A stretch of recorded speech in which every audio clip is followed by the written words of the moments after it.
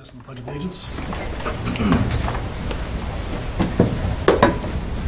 I pledge allegiance to the flag of the United States of America and to the republic for which it stands, one nation, under God, indivisible, with liberty and justice for all. Thank you. Okay, so next on our agenda is the consent agenda. Take a look at the minutes. Do you have any comments on the minutes? And we have oath to pay bills and payroll. Make a motion to accept the consent agenda, minutes, and oath to bills. Second. Moved and seconded. All those in favor signify by saying aye. Aye. Aye. It's unanimous, Mr. Secretary.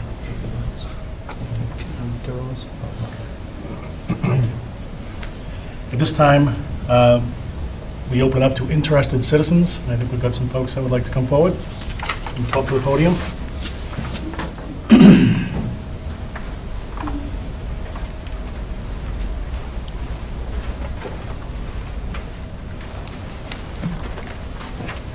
Hello, I'm Haley Corbett, and I'm an 8th grader at Littleton Middle School. I've been in Girl Scouts for 8 years, and we're working on our Silver Award. I'm Christina Monarez. I'm in 8th grade. I've been on Girl Scouts for 8 years, and I'm also working on my Silver Award project with Haley Corbett and Teresa Maylot. Teresa couldn't make it today, but she's also part of our group. Our project it's a community service project, and we wanted to focus on the inclusion of kids with disabilities. We partnered with CPAC, and so we're going to do a film festival, and we're going to present the movie Temple Grandin. We plan to do this October 4th, 2013, and from 7 o'clock p.m. to 9 o'clock p.m. at the Park and Rec multipurpose room. It's directed towards parents and young adults because the movie is rated PG-13. We are partnering to bring the awareness of kids with disabilities. We want to make them feel included as much as kids without disabilities. Wendy Parker, a registered nurse, she'll be answering questions after the movie, and it's free admission. And we're doing a raffle. We have a raffle of an American Girl doll and a photo shoot session. Our goal is to bring awareness to the community to include all kids with and without disabilities, and the movie is about autism awareness, and that's the fall festival, film festival.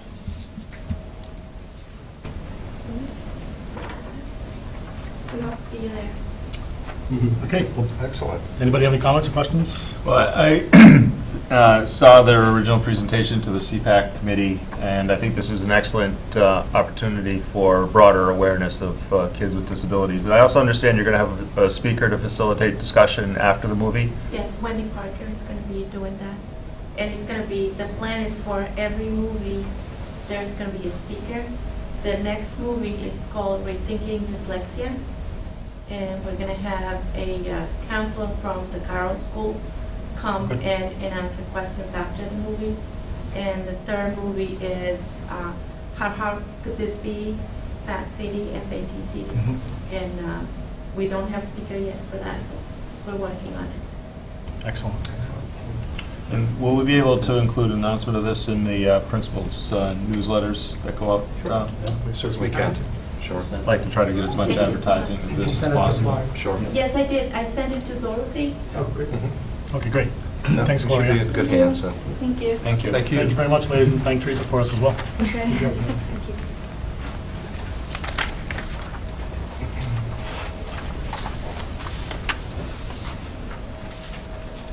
All right, at this time, I'd like to move on to recognition. I have a few recognitions this evening. First one this evening, I'd like to acknowledge our teachers and administrators for their commitment and dedication to the implementation of a number of state and district initiatives. Some of the initiatives include the implementation of our new SIS system, which is a software program called Aspen. First year implementation of our new teacher evaluation system and administrative evaluation system. We're also introducing a new software management system for tracking of forms and evidence called TeachPoint. So we have a kind of a strong learning curve in technology this year. Common Core training and implementation. We're moving our curriculum toward the Common Core, and this year we're focusing on writing. So our teachers are involved in a series of in-services throughout the year. Development and piloting of DDMs, district-determined measures. I believe at the last meeting you had somewhat of a conversation around district-determined measures. That's a significant addition to what we're already doing. Implementation of initiatives outlined in the individual school improvement plans. Been brought up to date on those in June. And also the piloting of the park assessments. So we have a lot on our plate this year, and again, our teachers and administrators need to be commended for rolling up their sleeves and starting to work on this right from the onset of the first day of school. Second acknowledgement this evening, our fall athletic programs are off to a great start. Our high school field hockey team, 4 wins, no losses at this point in time. Excellent season. Our high school football team, 38-6 victory over Clinton. And our high school golf team has been to 8 competitions, and they've won all 8 rounds. So, as I have said, we're off to a terrific start for the fall season. Third recognition, Starbase. Some of you, hopefully all of you, had realized that federal funding was cut for our Starbase program within the state.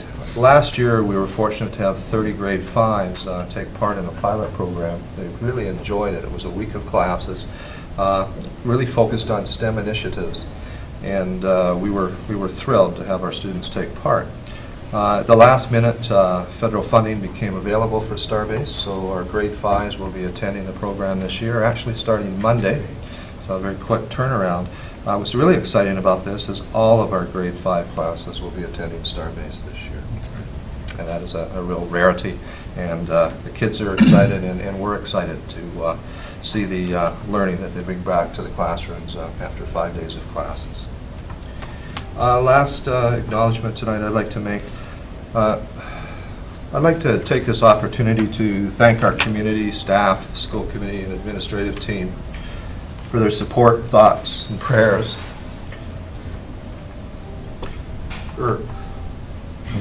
Just give me a second, I'll be okay. For Brooke, Scott, and I to adjust to the loss of her youngest son. Your support has helped give us the strength, believe it or not, it has, immensely so, that we need to get through this difficult time. So thank you very much. It truly has been a blessing and a help. So again, thank you. And that's one more acknowledgement. MCAS results. Upon first glance of the MCAS results, I'm very pleased with our performance this year. We have a lot of classes that are in the quadrant 2, I call it, and quadrant 2 involves high achievement and high growth, which is where we'd like everybody to be. So we've seen some significant gains in there. And a reminder to the public, we're not fixated on aggregate scores. What we really take a look at is individual student growth scores from year to year. And we're noticing some tremendous improvements in that area. So again, accolades to the students and staff and parents for working as a team to make this happen. And Mr. Chairman, that's it for acknowledgements. Thank you very much. Please extend our recognition and our thanks to all involved, especially teachers and administration, because they have had a lot thrown on their plate, and let them know that it is appreciated. Excellent. Thank you. Thanks. All right, moving on to old business. First up on old business is Facilities and Maintenance Cost Center. Going to do an analysis of the expenditures for this cost center. Sure. So you have in your packet, and it's available on the screen. Mr. Baker had asked about the FY13 Segment 8, which is the Facilities and Maintenance Cost Center. In FY13, it had a $75,000 deficit within that cost center. He asked for a little explanation. So what I've done is look at basically the 4 largest culprits within that cost center. HVAC, roof repair, elevator, and custodial overtime. You can see the numbers in front of you.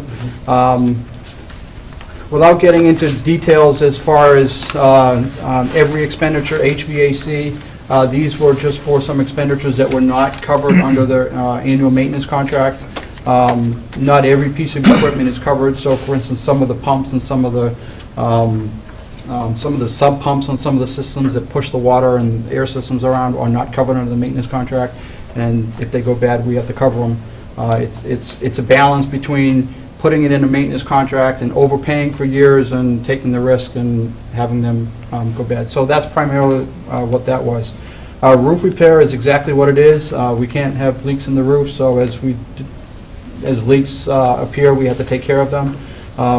It's kind of funny, I think the principals would attest to this. It's amazing because we'll get a pelting rainstorm and it won't leak, and then we'll get a light rain and we'll have leaks. So there's no rhyme or reason to it. So elevator and repair, we had to do some repair to, I think it was Shaker Lane and the Russell Street handicap lift that was new a couple of years ago in order to bring those up to current code. Because the state changed some of the regulations, and then we had some phone issues in one of the elevators that we had to fix. That's what that was. The biggest account that went over was the custodial overtime last year. So there's a couple of factors in this. One was, and we discovered at the end of last year, and we fixed it, so it's fixed moving forward. But we had some regular hours for some people being charged into that account. So that's part of that. It was about $20,000 last year. So we fixed that. The rest of it was, we had, a lot of it had to do with two areas. One is the snowstorms that we had. We had a lot of snowstorms, especially the big blizzard that was on a weekend. And so we had to have custodians in primarily all weekend keeping up with the storm and the snow and the ice, so school was ready on Monday. We had a lot of other weekend storms and Sunday storms. Sundays takes double time for custodians to be in cleaning driveways. And then we had 3 custodians that were out on some leave time or some medical leave time, and we try to use our in-house staff to cover them. It's a little bit cheaper than going to an outside contractor. So that's primarily what it was. You can see that those 4 accounts is a little over $100,000 deficit. We made up $35,000 of that from within that cost center, other account numbers, and other line items that we didn't expend. And then the rest of the balance just came from other cost centers within the budget. So, any questions on that, or? Just one question on the custodial overtime there. Is there overtime associated with any of our rentals for the facility that we use? That will tie in, I think, with For the rentals, no, because if we incur custodial costs for the rentals from outside groups, then they cover that, and that funding comes out of the revolving funds. Against this account? Correct. Okay. Correct. If we have custodial overtime, we also incur custodial overtime for some school events sometimes, if, you know, some of the dances and things like that, so that's part of that factor as well. Okay. So, yeah. Any other questions, or? Yeah, when we make it up from other cost centers, we have about $50,000 saved through transportation. Could you just explain that, what that Sure. money is? So for FY13, we had budgeted some extra money for some special ed transportation for some students who are not covered under our case transportation contract. We use a third-party vendor to transport some of those. For some reason, maybe the students didn't attend as many days, or they did something like that. So that's where the savings came from. So it's not coming from some services we had to move? No, we didn't another- cut, it's we not did. from, it's not from services we Right. did not do, it's just we didn't expend to the level that we thought we would when we put the budget together. Most of it originates from program placements. We had students in certain programs, and they may have been switched to other programs prior to the beginning of the year. This year, or last year more correctly, we were able to gain some transportation funds from those switches. Great. Any other questions? No, thanks, Steve. That's good? Satisfied? Yeah, Okay. This is something that comes up every year. We kind of give us a best guess. Yeah, it's a balance between, you know, if we budgeted for those accounts where we thought we would, then we'd have to possibly cut in other areas to meet within the appropriated funds that we have. So we budget what we think, and then it's a gamble, and if we need it, we try to make it up from other places, so. So that we don't have to cut Correct. staff. We or correct. positions, Right. Correct. I appreciate your effort. Thanks. Okay. So we have the attendance report update, comparison of June 30th, 2013 to September 16th, 2013, initial enrollment. The last meeting, I did watch the tape, and there was a little bit of confusion in Right. terms of how to interpret the attendance report. So I created 2 reports for you to take a look at, and they're specific to the year. So the first report that you have is as of June 30th, 2012, 2013. You see the actual enrollments per grade and per school. If you go to the next page, it's the enrollment as of September 16th, 2013. Again, you can see the enrollment per school and our total enrollment. If you look at our total students as of September 16th, you'll notice we have 1,586 students. You'd really have to go back to October 1st, 2012 to do an accurate comparison. And last year, in October 1st, we had 1,581 students. So we're actually about 5 students if we do a month-to-month comparison. Any questions? This is far easier to read, I'm sure. Part of it was I wasn't here to explain it, so that didn't help. But I hope that clarifies any questions that you may have. Satisfied? I will say that, in speaking with Dorothy, there was on the bottom of the first page, where it says July 1st, 03, she's changed that in front of me, and for some reason it keeps coming out 03 instead of 13, some sort of a... No, mine says 13. Does it? Yeah. On the that's second interesting. page, it's not on the first. Oh, I see, yep. There's 2 pages. Call me a liar, on camera, nice, thanks. No, I'm just saying, the one I'm looking at says 2013. You're looking at the wrong one. Just one quick question, OOD, is that Out of Out of district. out district of district? placements. Okay. Could you comment on, it seemed to be a significant change from last year, 17 to 37? Is that? Oh, actually, no, it's 34 to 37. At least on my sheets it is, which were actually transmitted to everybody. Do you see 34 there? Yep. Okay, Okay. I hope. So what I see is on We have my an sheet. increase of 3 out-of-district placements. It's corrected at the One bottom. place, but not the other. In the right side That- column, that's it's not what- corrected. Oh, Okay. really? He's looking at- he's looking at I the was looking high at the school right side column. Yeah. It says 17, that's what, Oh, okay. Look on the left on the total. I'll have Dorothy correct that. I never even saw that. okay. So it was 34 to 37? Right. Okay, not 14, not No. 17 to 37, okay, Our- never mind the Our question then. 5-year trend with out-of-district placements have been anywhere from 33 to 39. Okay. Yeah, so we'll get that. Gotcha. Good? All right, good? Yeah, thank you. All right, let's move on to number 3, rental fees. I think Steve, you... Yep, back up. So, again, you have in your packet information, and give me a second, and I'll get it on the screen. Where did it go? Okay. So what I've tried, this is, getting some of the information from some of the other districts is like pulling teeth, but, well, it's not readily available on their website, and then if it is, it's not really comparing apples to apples because of the different variations that they offer, and including we offer different variations. So you have in your packet information from a couple of different towns. We tried to pick the towns that at least have a performing arts center or an auditorium, so we could at least have those numbers. The kind of the bottom line, I guess, to the whole set of numbers is we're right in line with what the other districts are charging for rental fees. You know, if you look at what we charge for gyms and what other communities charge for gym space, you know, we're at $100 an hour. Other people at $125, $150. Chelmsford charges a range depending on the groups. Some communities charge community groups a small rental fee, and then have different rates for nonprofit organizations and out-of-district profit organizations who want to use the gym. So the gambit of rental fees goes kind of all over the place. And again, it depends on exactly what you're looking for. So if you're looking for the gym plus a kitchen plus custodian plus lots of other things, some of these other towns will kind of bundle it and give you a little bit better rate because they're renting more and they're getting more rental revenue in. So So one of the other questions that was asked on this was, what are our costs compared to what our rental fees are?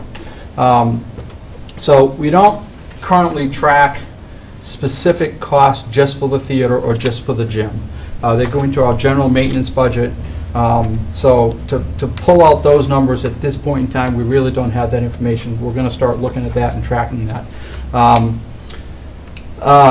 But I did include also in the packet, I included a list of some of the projects that we have funded specifically to the Performing Arts Center in Littleton. All of these projects came out of the money, the rental receipts that we've earned over a number of years that I've been here. I mean, this isn't just for 1 year, this is 4 or 5 years worth of projects that we've done. The nice thing is, we've done these improvements to the Performing Arts Center, and very little money for some of these projects has come out of appropriated or capital money. So the nice thing about it is, we made these improvements, and these improvements are available to the high school programs at the same time. So, and I won't go through the list, upgraded sounds and lights and things like that. So we haven't had the need yet to do big capital projects in there. That's probably coming soon, carpet and maybe some chairs and things like that, and we'll address that through the capital process. The gymnasiums, on the other hand, most of the maintenance and most of the costs for maintaining the gyms does come out of our appropriated budget. Most of the gym and the use and the wear and tear does come from both school activity and community groups that use the gyms. So the appropriated budget and the money that we do get from renting those gyms, that's where that money goes. So, for instance, we just did the gyms this summer. We not stripped the floors, but we sanded the floors and repolyurethane the floors. That was a little over $11,000 for the 3 gyms. That money we took out of the rental money because we had it. So, Which is nice.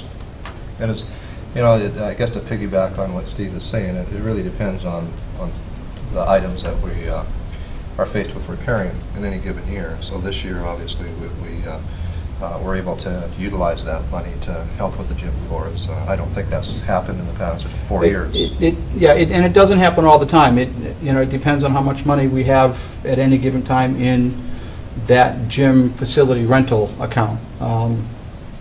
We've kind of depleted it now, paying for the gym floor, so it's not available to do some of the other things. So in other years, we've used it to help pay for the repair of the basketball hoops, and we have a company come in every 2 years, I think, and just check the bleachers and the backboards, that they go up and down, and the cables are all correct and they're not frayed and that kind of thing. So, Safety checks. Any questions? I hope I answered the question. Yeah, no, I think that answered that question. It just caused me to generate a different one.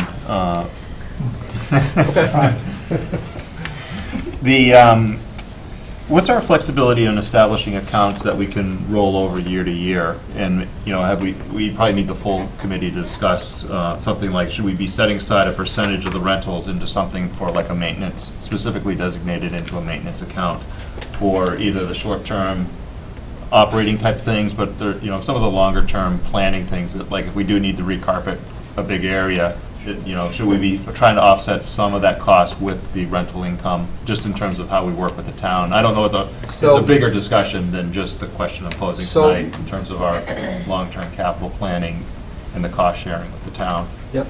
So revolving funds are dictated, I guess, for lack of a better word. They're established by the Department of Education as far as what kinds you can have. And then and we have most of the ones that are allowed to us. If we wanted to establish another one, we would have to go to the town at a town meeting and ask the town to vote to approve the establishment of a different new revolving fund. There isn't, and I'll have to go back and look, and I'm going to go out on a limb here, there is not one that's specifically for maintenance. The nice thing about the revolving funds that we do have is that those balances carry over from year to year. So if the school committee says they want to set aside X percentage to that to be used as capital projects, we would have to handle that internally through our accounting system and make sure we maintain that accounted for separately and used specifically for those purposes. But you're not zeroing out the auditorium account. No, we don't from year zero to out the year. So I auditorium. think what Darrell's alluding to is we could take a look at aggregate funding totals for a Correct. 5-year period, and we could say, well, from this point on, we're going to put 10% of that aside and keep it in that particular revolving account. And if we need other money, we'll have to build it into our operational budget. I think that's what you're. Yeah, you're you know, looking at. I'm just thinking, I just happened to read some of the stuff on stuff happening in other towns there, so like, use the example, if we need to replace all the seating in the auditorium, and we also achieve rental income over time, would it be appropriate to try to offset the town's portion of the whole refurbishment with some of the rental income that we've achieved during that time? That's kind of an exaggerated example. Yeah. And that's a possibility, and if you remember 2 weeks ago when I presented the balances on the revolving funds, the theater account had a carryover balance from last year of, I believe, $16,000. So if school committee voted, they could say, well, we want to save that toward a future capital purpose, and we would just make sure that the theater manager and in my office knows that we're not to go below a certain threshold, and we could make that happen. So we can do it by local policy, not as opposed to establishing a separate Right. Correct, but then if, practice, not. Correct. Practice. but, correct, and if you did that, and we reached that threshold, and we had unforeseen expenses come through, then we could come back to school committee and say, we'd like permission to Move it dip again. below that threshold or something. Right.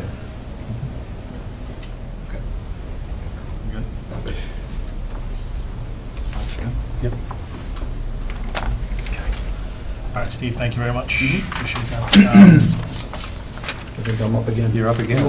Real quickly on the same subject, though, just because a number of people have asked me this, if there are multiple groups, let's say the gym's being rented by Group A, the auditorium's being, the Performing Arts Center is being used by Group B, are each of them charged a rental for the same body that's in the building, or do we have two bodies in the building? Because I know you can't have somebody in the building without having a... Correct. So if a specific group needs what I would call the full-time attention of a custodian for that night, then I'm not sure it's a current practice. So right now, we have custodians in the building. We try to charge one group for the custodian, or we try to split it between two groups if that custodian is bouncing between group to group. So that's kind of a loaded question, and there's not a real good answer to it. So some groups, if there's a community group in there that doesn't pay for the rental, and there's a group in there renting the group. Indian Hill is using the Correct, auditorium. then typically the Indian Hill is going to get charged for the custodian, and then the other group in there and kind of piggybacks off of that. I think there needs to be some further discussion as far as equity and fairness, but that's a different conversation. I think what's happened in this past practice is if we have outside organizations, outside Park and Rec, for example, they're charged the rate, and if Park and Rec happens to be using the building, we don't charge for the custodial services. That's been practice for years and years. Simultaneously. Right. Correct. Right. Thank you. Does that answer your question? It does, yeah. I just, it had been brought up a few times, and I think that's an answer that I've given in the past, but just, that there are times when people are saying, well, why are we paying a rental and there's someone else here? I know with the Performing Arts Center, we have staff and some students even. Correct. Who work Correct. in the So- building for those events. Correct. So paying the rental is one thing, covering custodial time is something else. Usually, community Park and Rec events usually only incur custodial costs if it's on a weekend and we have additional costs. If it's at night and our normal custodial staff is there cleaning the building, then they don't incur those charges. Good. All right, you're up again, Steve. Under new I'm up. business? I'm up again. So effects of sequestration, again, there's information in your packet, and it's on the screen as well. So this is the information we have available to us at this time. The effect so far to the district of the federal sequestration is a little over $20,000. There's 4 grants that's involved. Those grants have been cut due to the federal program sequestration. It's $20,000. My next comment would be, I'm not sure this is the bottom yet. We're not sure. And given the recent congressional, presidential battle over the budget and the looming government shutdown on Tuesday, I'm not going to make predictions as far as what's going to happen to our federal grants, but there could be further cuts as a result of that. So, But for now, we've been able to absorb that $20,000 through reallocation and obviously increasing expectations of certain staff. So we're in a good position this year. How much more can we take? Not much. not much. Or to get us where we can't? We're absorb? teetering. But again, if you know, if this is a gradual decrease in federal funding, that's a lot easier to accommodate over time rather than, you know, have a large impact with a double or a you know, a triple to what we see here tonight. So we're hoping for the best and they reinstate funding. But if they continue on the slide, we hope it's a gradual, long slide. So these are programs we're going to be required to offer, so if the amounts go down, we'll eventually have to go back and ask for that to be as part of our budget allocation then, right? Correct. That's correct. I mean, the funding is directly tied to federal mandates. So it's not as if these are luxuries that we can not have. They're tied into federal law. So. Right, and these are, I believe all of these are entitlement grants, so, True. yeah. So my other comment would be, and you don't have a slide on it, but it looks like coming out of the Massachusetts state budget, the reimbursement rate for the circuit breaker appears to be headed to the 75% mark, which would be, quote, fully funding according to the Mass legislative folks. Well, not fully funded. Well, funded to the percentage that they've always wanted to fund it. Correct. So, Correct. big difference. So if you remember, years ago, we were down at 40%, then it was 65, and lately it's been around 70%. So if we get up to that 75%, that might help us make up some of the funds for this that would be available for us to help cover some of those. Now, if these grants, if we don't lose more, but if these grants don't come back, would that be a 20%, a minus $20,000 decrease every year that we'd have to swallow? Not, it wouldn't be getting worse, but we'd be in the same situation we are now every year. That's Correct, assuming that the grants do not get increased from year to year. Mm-hmm. Right. Presuming they're not reinstated, but nothing else is taken away. Correct. We're going to be in the situation next year. Will we be able to swallow that as well, or will that just have to be a conversation we have next year? Depends on multiple variables. All right. I mean, we play with thousands of variables when we're budgeting, so it really just depends on how everything comes together. So much changing at once, and especially when we're talking about the federal government, you never know what you're going to get. I mean, as long as our generic statement without a commitment, as long as our out-of-district placement costs remain within the range that we predicted, we should be okay next year. Okay, thanks. I will say this, we're talking about sequestration of federal grants. There are a number of private grants that are out there. We don't have the resources right now to go after those. If there's anybody out there whose company, or they know of an organization, they know of another school district that is taking advantage of some other grants that are out there, please let us know if you can help us out with that. There's resources out in the community. I know there's lots of people watching now because we're live. So if I can reach out to those folks and ask them to come forward, and there's, I mean, Lowe's does them, Pepsi Cola does them, there's a lot of organizations that, that fund education. So we just, we're volunteers, and the administration, the teachers are all doing great things. But we'll definitely take whatever help we can get. So if you know of any grants that other districts are using, or if you know of companies that offer grants, please come forward with those. Thanks. All right. Item 2, excuse me, update on fingerprinting. Quite quick. They, to my knowledge, still haven't hired a vendor. So we're still waiting to see when the law is actually going to be enacted. Item 3, memorandum of understanding between Littleton Public Schools and our police department. Something that we do every year. I just thought I would bring it back to the school committee just to remind you that we do have an official document that we sign every year with our police department. On that note, I would just like to publicly state that we have a tremendous relationship with all town departments, and I consider the school department to be very fortunate that we work with committed and dedicated people that want all departments to be successful and move forward.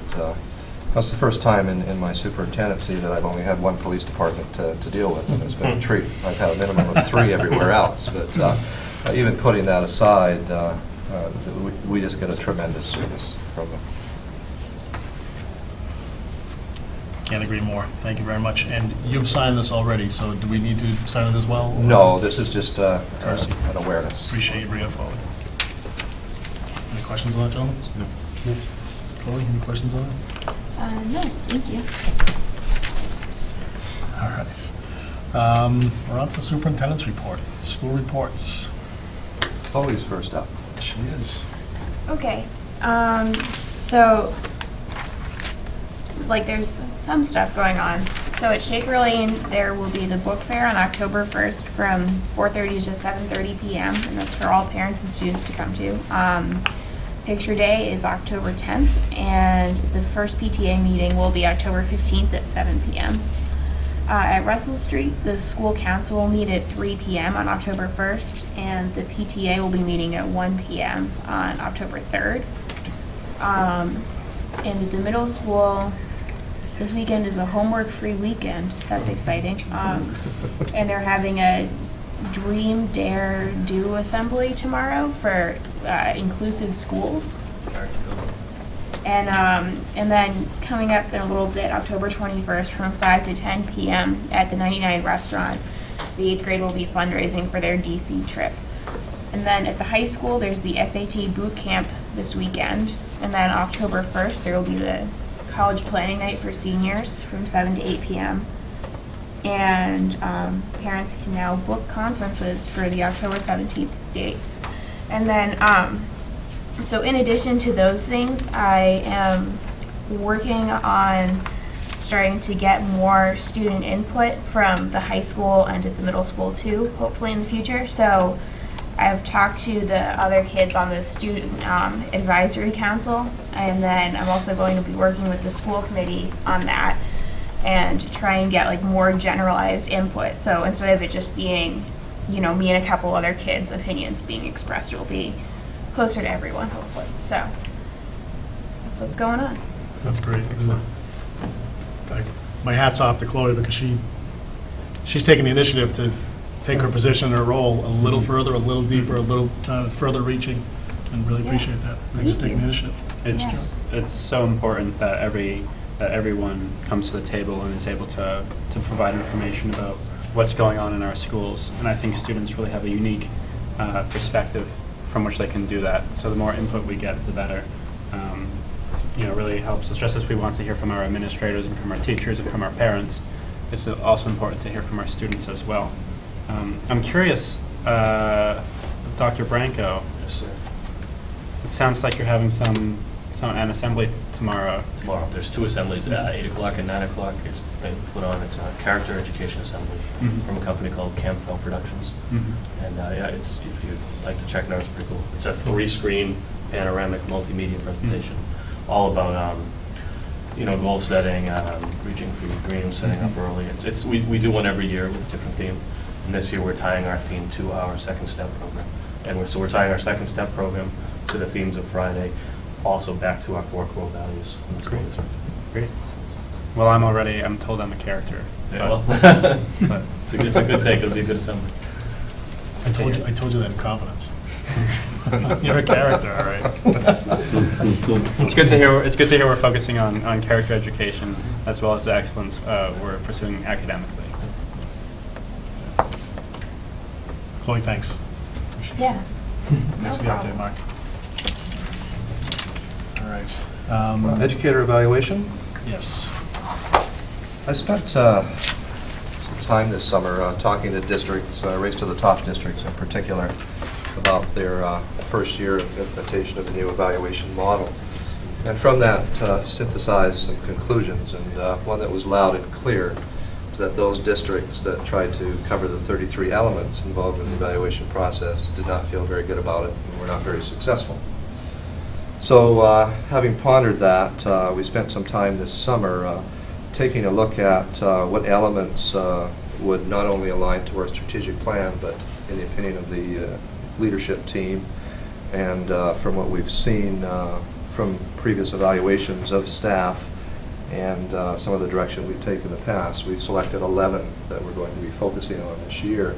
And the 11 are up on the screen for you to take a look at, and they're colored in blue.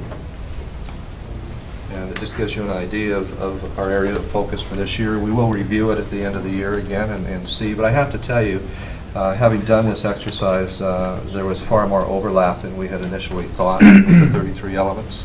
So it was an interesting way to look at the new rubric. So if we look under Standard 1, curriculum planning and assessment, we're going to be focusing on rigorous standards-based unit design, well-structured lessons, variety of assessment methods and adjustments in practice, or to practice. Standard 2, teaching all students, quality and effort of work, student engagement, safe learning environment, collaborative learning environment. Standard 3, curriculum support. Standard 4, professional learning and growth and shared responsibility. Our initial goal was to choose 7. That was a recommendation to not do more than 7 elements, but after 3 hours, I conceded and we adopted 11. So. And of course, we will keep you apprised as we continue to implement the new plan as the year progresses. Teachers have been trained on SMART goal setting, and so they're busy now doing self-reflective evaluations and starting to set goals. We're encouraging group goals. So we're off to a great start. And it is a different paradigm, if I were to use the word paradigm. It's very different from what most districts have been doing in the past, including our own. Any questions? Thanks for going through that exercise and with the 11. I mean, it looks like it's tough to narrow them down and have them be in support of our mission. And so I'm glad it was you guys in the room. Thank you. And I've just finished the draft elements for the administrative team and sent them out. And we have 10 goals there. We also have 42 elements, though, rather than 33. So I've selected 10. I'm just working on the superintendent's one I'm going to share with Daryl. I'm hoping to hit 10 or 11 of those also.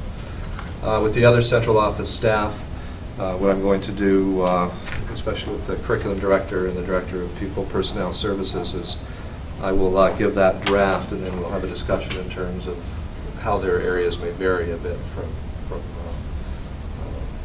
what the principals are doing and what I'm doing as a superintendent. So we need a little bit of flexibility in there, but for the most part, we're going to be on the exact same road. We may be, some of us may be in the right lane a little more than the others, but the mission, vision, values will all be aligned, as we stated this summer when we had our retreat. Great. It would be great to just get updated on this, particularly from the when things are still very much in flux. Not necessarily the standards that we choose. But as it's implemented, because so many other districts have had some issues with it, it would be good to hear how we're doing, see if there's any way we can help, see if we can stay the course, we need to change things up a little bit. Whatever it is, it'd just be good to be aware. Yeah, no, I'd be more than happy to bring back progress reports as the year goes on. Excellent, thank you. Next item, I enclosed an article. I've sent you many. I've only put one in your package. But this article intrigued me a bit when I look back to 14 years I've been a superintendent. There has been some changes, and there's a couple of diagrams in here that really kind of caught my attention that I thought I would share with you. That dealing with complexity was an excellent pictorial of what we do as superintendents. And it has changed even in the last 5 years in terms of our roles and the time commitments and what we deal with. So I hope you enjoyed that article, and I thought that would be a good starting point for when Daryl and I get together and start looking at elements for my own evaluation for next year. Item 4, Mass MESC upcoming conference. I've included the brochure in your package.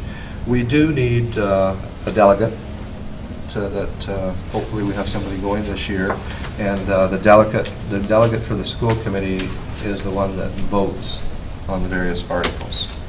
And Daryl was kind enough last year to take time off his busy schedule and come down to perform that duty for the school committee. And it'd be something I would enjoy doing again. And I think based on your work and your efforts on this committee, you should be rewarded with that. This past weekend, I was out in Lee, Massachusetts, with MASC doing my new school committee member orientation, and they were talking up all the fun they're going to have in Hyannis this year. So Good pictures of him on tables. crazy, it's crazy. It's not crazy like Talk policy. I can vouch for Daryl. Now we're going to because Vegas. Those aren't subject to open meeting. And I have just a couple of other things that I was asked to speak about tonight. Just real quickly. Sure. Are you okay? Yeah. If Daryl? Yeah. So we should probably have a motion. If you're not, I would go in your stead if you chose not to. But if you're interested in going, Yeah, no, I'd like Go for to it. attend if it All right. works with the board. Well, now you can still attend. I can You do just that. can't vote. Yeah, Sure. you just can't vote. Even better. Make a motion. Sure. Make him a delegate. I make a motion to appoint Daryl Baker, the delegate from the Littleton School Committee, to the annual conference of the MASC. Second that motion, Mr. Baker. All right, moved by Mr. Pratt, seconded by Mr. Baker. All those in favor signify by saying aye. Aye. It's unanimous. Thanks, Daryl. And as you did last year, if you just give us an update and Yep. bring a lot back to us. Appreciate it. Like a brochure or like a Sand, souvenir. some seashells. It's really good. It's nice. I'm sorry, Kelly, I cut you off. That's all right. We've had discussion around this table on a number of occasions about student safety. In particular, we've had conversations about a crosswalk located by Pondside for students to use. Chairman Ovella has pursued this, and recently we received a letter from Jamie, our CRO, and Senator Aldridge endorsing our request to have a crosswalk installed. So a letter was actually sent to Secretary Davey supporting our request. So we are making some progress, slow, but surely. And again, you have to remember it's not a town road; it's a state road. As a result, the procedures for having anything changed are very, very different. Is the state responsible for the sidewalks along that road, or is the town? I'm not sure about that. We plow them in order to get the children to school. Right. I meant just, like in terms of construction and physical maintenance of it. The state. The state is, yeah, it's a state road. So, and just so the public knows, we would love to put flashing lights or school zone signs and that kind of thing down there. We've tried to do it in the past. We've been unable to get the state to allow us to do it. You know, it's almost to the point where I'd rather beg forgiveness than ask permission and put something up if it's going to save a child. Or you know, it's very dangerous down there, and we've got a very dedicated crossing guard. But it's not even safe for her to be out there, especially in the mornings. Get those rigs coming by, and we've been very fortunate to have her as a resource out there, and the blinking light has helped somewhat with her being out there in her bright jacket. But I think this is progress, and hopefully we can turn up the heat a little bit with their support. Unfortunately, I think it's going to be more of a political decision to get support to improve the situation out there, because of the technicalities of the road and our traffic usage. It's only, from their perspective, only a half an hour a day that there's a traffic issue there for the school. So it won't meet a lot of the technical criteria for the types of improvements that make common sense at a school crossing like that there. And maybe that's what we'll need to pursue a little bit more aggressively. And maybe even, I know we did receive a letter from a concerned citizen, and maybe some of that information really needs to be forwarded to our state representatives to request additional attention to this matter. As part of the work, you and I are both on the legislative subcommittee. Do you want to reach out to our legislative delegation and see if we can put more pressure on Mass DOT?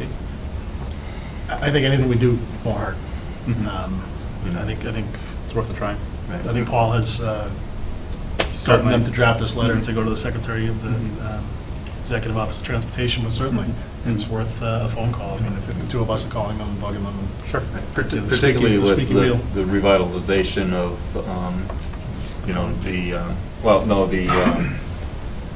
the company that's moving in that will be creating the additional traffic and stuff there. Again, they're doing a lot of other roadway improvements in this area. Maybe there's some broader project that this could be incorporated as part of. Save some money. There. I've mentioned before that when they did the tracks over behind the car wash, they had to have done road studies, and traffic studies. So we've got those at our disposal, I would imagine. I'm sure that we can look at those Mass Bay commuter rail. You had to have done something in order to do all the work they did on the tracks and shutting down traffic and the detours and everything they did. We certainly were impacted by that with buses. I know I got plenty of phone calls. But so that could be another angle that we can look at is maybe they have contacts at Mass Bay Commuter MDCR commuter rail and find out if we can get access to those, because nobody wants to spend the money, the $50,000 or whatever it is, to do traffic studies and all that kind of stuff. So if the study's already done, and I think this letter is a step forward. It's taken a long time. The other pitfall we discussed during the safety committee discussions on this is it's a serial process. We need to keep spending money, and at every point they can just say no. And each of those studies do is get you to the next point where they can say spend more money, and we'll tell you possibly no. So we can't even bound the cost risk to the town in terms of telling the finance committee and the selectmen how much of a budget reserve would we need in order to pursue this project, because they won't. You can't get costing until you get to the point, but you can't get that until you spend all the money to get to that point. For a no anyway. It's not a great situation. The state's not really making it, certainly not making it easy for us. But when it comes to student safety, especially there when we have so many student drivers just driving for the first time, it's a big issue, and we should do everything we can. The state should. Quite frankly, it should be also a reminder to the other boards in town that as we get traffic studies there, we can't minimize the impact of the traffic in these things here, where the developers always want to constantly cut the margins down.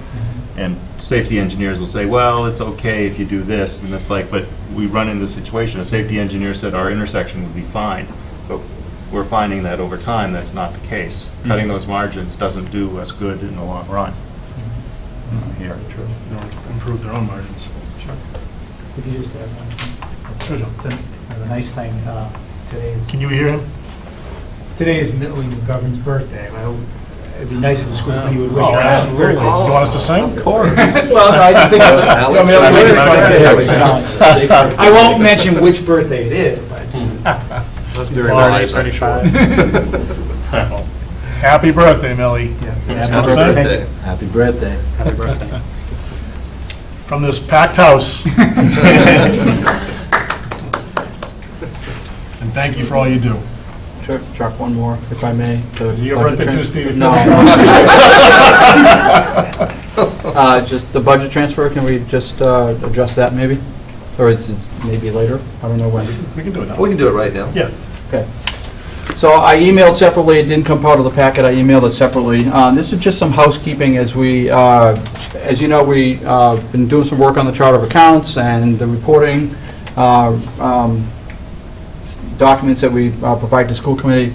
So as we go through some of these account cleanup stuff, we found that we're charging the same expense to multiple lines within the budget. So the information, and you have the transfer in front of you, just transfers, it doesn't increase the budget, it just transfers budget from one line to another line within the same school, within the same function code, within the same cost center. It just so that, in this case, it's for copier expenses, and it just makes it so that all of the copiers get charged to the same line at all of the schools so we can track it better. That's all this is. But because the budget amounts to more than $5,000, I need school committee approval. No problem. So what I'd like to do is, because it wasn't included in the packet, if you guys don't mind, when the motion is made, just maybe outline the, you have it? When do we need, So debit these accounts, credit those accounts. Whenever. I mean, I'd like to do the budget transfer so I can start charging into the right accounts, If but, we make a motion, we can sign it tonight, and you can take care of it. right, I just give it to the town. Yeah, we'll just add it as an addendum to the agenda. Yeah, the town accountant just needs a copy of the signed vote from school committee, so she'll make their budget transfer for us. My only concern here is it wasn't posted. But the School committee- Attorney General's, it says best effort. Okay. They made the best effort, Right. this came up this afternoon, so there's something that we need to. The Yeah. school all right. committee has the latitude to delete or add items. Correct, yeah. I make a motion to approve the following budget transfer from account 2305-7014 and account 2305-601-4 in the amounts of $5,100 and $6,500 to accounts 22106064 and 22107064. Moved and seconded, any discussion? All those in favor signify by saying aye. Aye. It's unanimous. Thanks, guys, appreciate it. Thank you very much. And the only other item I have this evening, Alex and I had talked today and had an earlier email. Last meeting, there was a question that was brought up in regard to textbook charges at the high school.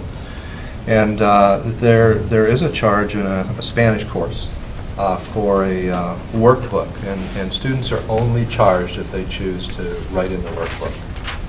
Having had a conversation with Dr. Harrington, and with our movement to more of a technologically based approach to assignment completion in the high school, especially now with our new network, I can see this concern dissipating rather quickly, because I would imagine teachers will be having assignments submitted electronically, and that will take away the need to be writing in the books, etc.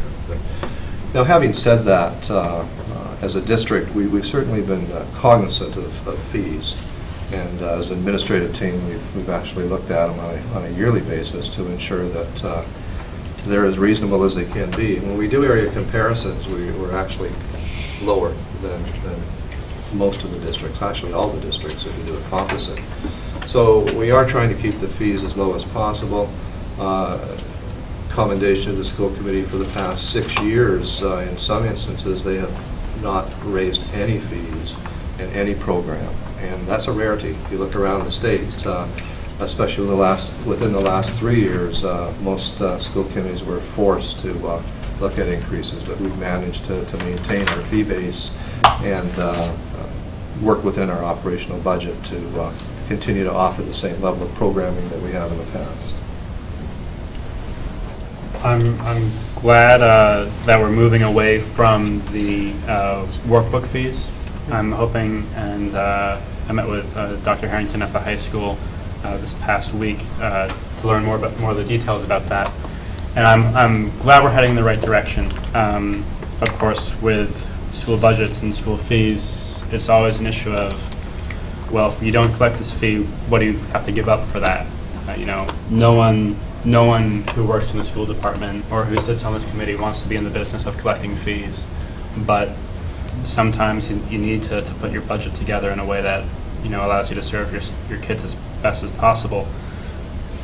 What I would be interested in is learning more about some of those fees, not just the workbook, but for art classes. We have a fee, I know, at the high school. I'm not sure if there's one at the middle school as well. But if you want to take an art class, you have to pay, I think it's a $35 fee. I'd be interested in seeing how much money goes into that every year and what we spend it on. You're talking about clubs, you're talking No, about clubs courses. and activities or Not courses? clubs and activities, just courses, credit-bearing courses. Because students at the high school, one of their graduation requirements is to take an art class or a band, art or band. And if they're taking an art course, we're requiring them to pay a fee. And we would waive it.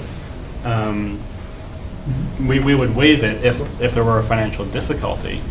But there are fees associated with taking credit-bearing courses at the high school, and I'd like to, you know, understand more of what that is, and then, you know, if it presents if we see that it's a significant issue, we can, in our conversations with the Board of Selectmen and the Finance Committee, say, hey, we believe in a free and fair and adequate public education, and would like some help making sure that we don't have to charge kids for sitting in class. So just learning more about that will be, I think, of value to me, and I think to the community as a whole. I can add a couple of things, Alex. What we really try to do in these situations is, if we charge a fee, the student usually is taking something away from it. They're building a project, etc., which is not atypical in the history of education. So if I go back, when I was in high school, a few years ago, we were paying fees. In fact, in my senior year, we were required to buy all of our textbooks. So I think we've come a long way since then, so to speak. Would we like to have zero fees? Of course, but you know, realistically, we have to work within the parameters of Proposition 2.5, and that's a finite sum of money. And so if we want to take care of something, unfortunately, what we have to do is say, what are we going to tweak in order to do that? And by tweaking, it means take away money from somewhere or find some additional source of getting money. So if it wasn't for Proposition 2.5, these conversations perhaps would be quite easier, or a lot easier, more correctly. So you have to always remember that we're dealing with that finite amount, and we're trying to work within that realm. And you've been privy to some of our conversation that we've had in terms of some of our budget lines that we've absorbed within our operational budget without actually having a definitive budget amount for them. So when we look at these priorities that we've set, we look at those yearly as a leadership team, and certainly try to offer educational opportunities at the least amount of cost. Right, and I remember last year, maybe the year before, we were looking at activity fees for athletics and for clubs, and you know, I agree, it's a tricky budgetary situation. I think there is ideally we wouldn't be charging fees for just about anything, for buses, for athletics, but that's just not going to happen anytime soon. But when it comes to an actual course that students take at the high school, particularly given that it is one of the course that they'd have to take for a graduation requirement, I get a little nervous when we're talking about public education and paying for classes. So that's why I'm interested in where that money goes, because if we're charging $35 and every student in every art class where there's a $35 fee gets materials that are worth $35, that's one thing. But I'm pretty certain that it's not, that's not the case. So I'm just wondering where that money goes, and where the students are, what that $35 goes for, what the students are paying for. Goes right back into the course. Right, providing right. Materials that they'll later use. Some of them are consumable things that might be drafts, so say, think of an art class where someone's doing, maybe using clay, and using lots of it, and,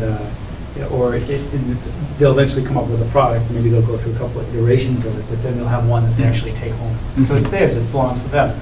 But in the process of making it, or perhaps even doing a painting or doing a drawing, there are drafts, there are things that are consumable, recycled paper and things like that. So the answer to your question most directly is that it goes right back into the course. In some fashion, which all the students benefit, but some perhaps, might benefit more than others in terms of they're more talented artists and they spend more time on a product, or they make more things in the time allotted. So it goes right back into the course. And I know we don't have all the information right in front of us here, but I imagine that the cost for ceramics per student in terms of materials and supplies is different than it would be for a digital media course. Right, so just rather than getting into the specifics of Right. individual classes and that kind of thing, I understand your premise and I appreciate your premise, but I want to be careful not to, I think that our administration, our teachers, and we don't set fees easily. We're not comfortable with it. We definitely, I agree. we don't do it just randomly, just let's throw $35 at this. I think that we need to appreciate what our administration does, what our teachers do, and they assign a value, and it's probably not even enough, but it's an offset. So I want to be careful not to be, and I understand so the it's not perceived restraints. as an accusation. Right, and I understand So the restraints that we have. So, although I think certainly you can look into it, but I can just add one thing. Our plan, as I mentioned to you when we met, is to phase out the fees. They've existed for well over 5 years. I've been at the high school. I explained that to you too. Our plan is to phase out the fees in world language, back to the earlier question that you had about world language though. And we've done a good job of phasing that out. It's now confined to just a couple of Latin courses as well as a Spanish course. There's 2 Spanish courses, Spanish 2 and 3. So we're phasing that out. And then what we'd like to do, and we could build it into our budget proposal and present it to school committee, is we'll tally up the fee and have an up or down vote on whether or not we want to incur that cost and what that means for us. We can build that into the budget and eliminate the fee. Those would be The interesting question- numbers to see.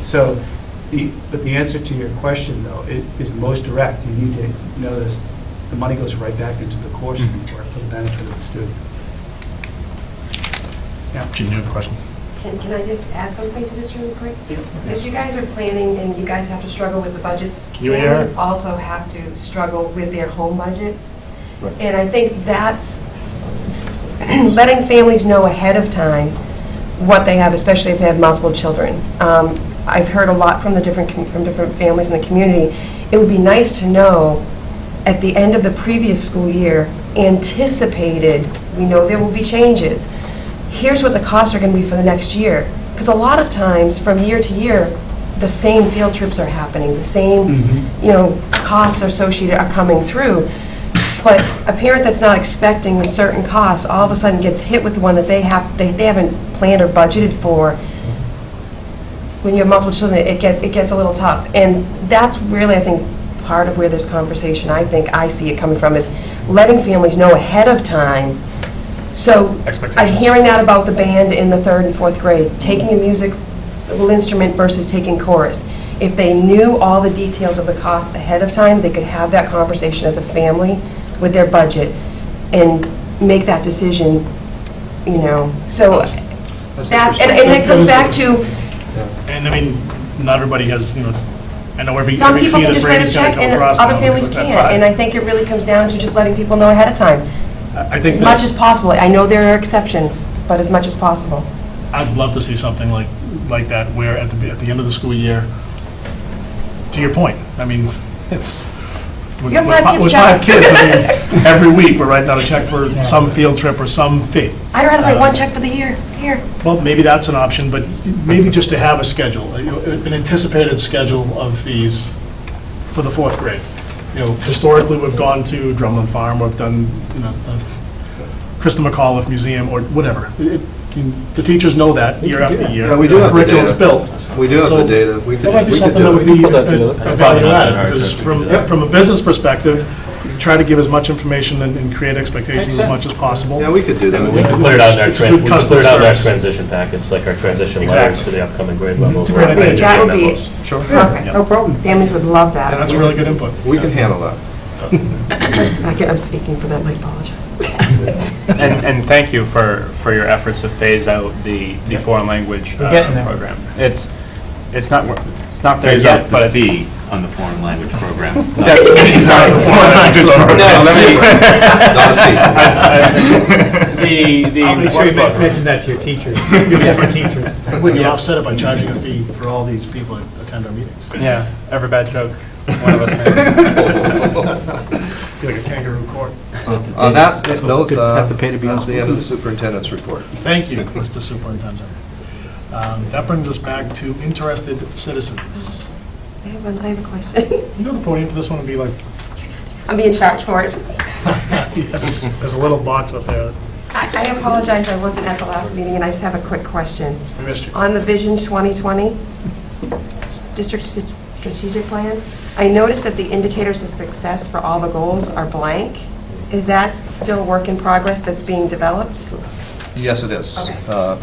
Where we're at with the process now, we're taking the draft plan back to the school advisory councils and the respective staffs and asking them for a second look at the plan. The administrative team will then get together and draft up indicators of success, which will really be piggybacked off their school SIPs. I mean, realistically, the district plan, and we did it deliberately this way, was a combination of school SIPs, district initiatives, and leadership team initiatives, 3 areas. And when we look at individual indicators of success, they're going to be school-specific, and they're already spelled out in the SIPs. But what we're going to do is combine them into the master plan and present them in a fashion that will be pre-K to 12 rather than school-specific.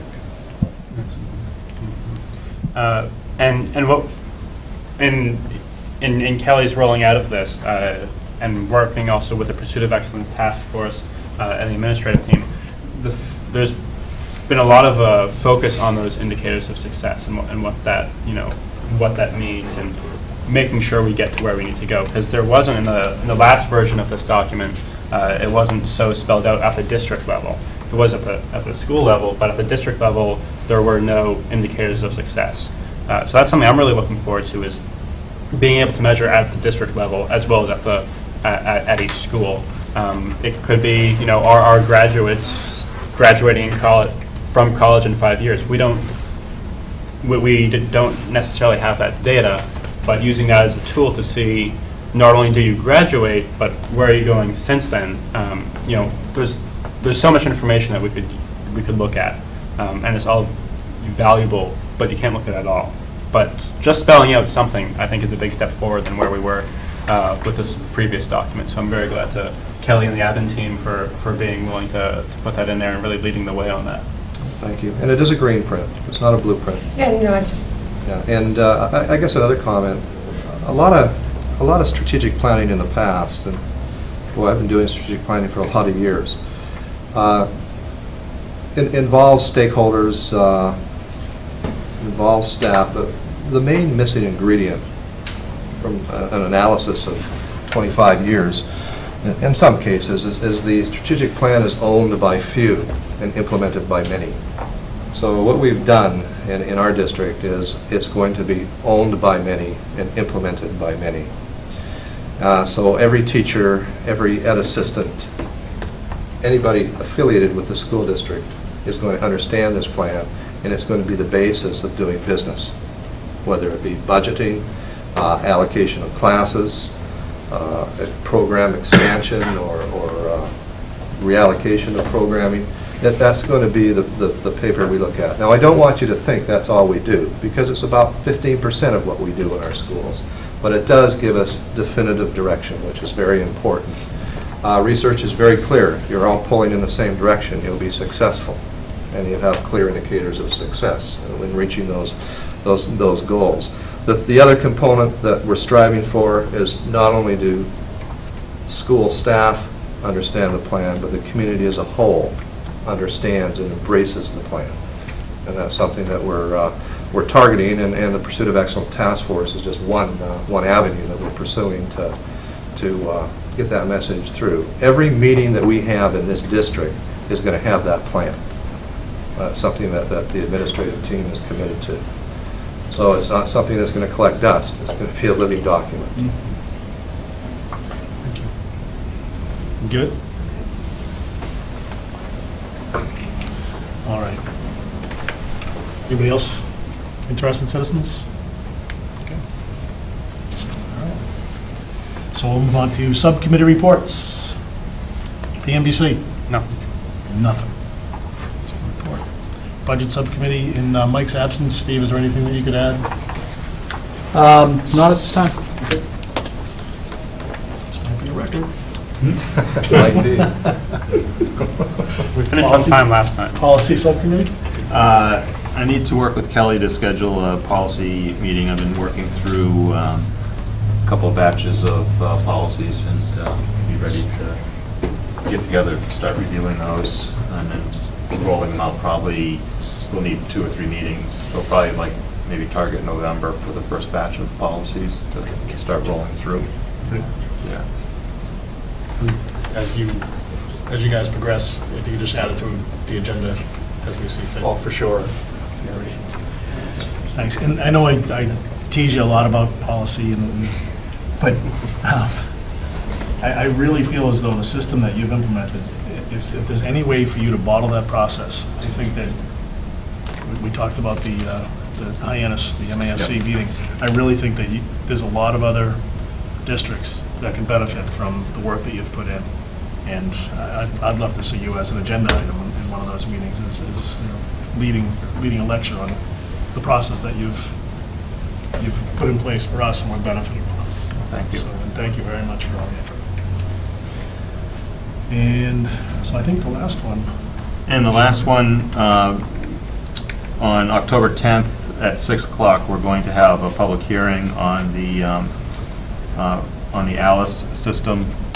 It'll be primarily informational and questions and answers for that. We've invited the police department, and the fire department also will be in attendance to field questions. And I encourage the public to attend.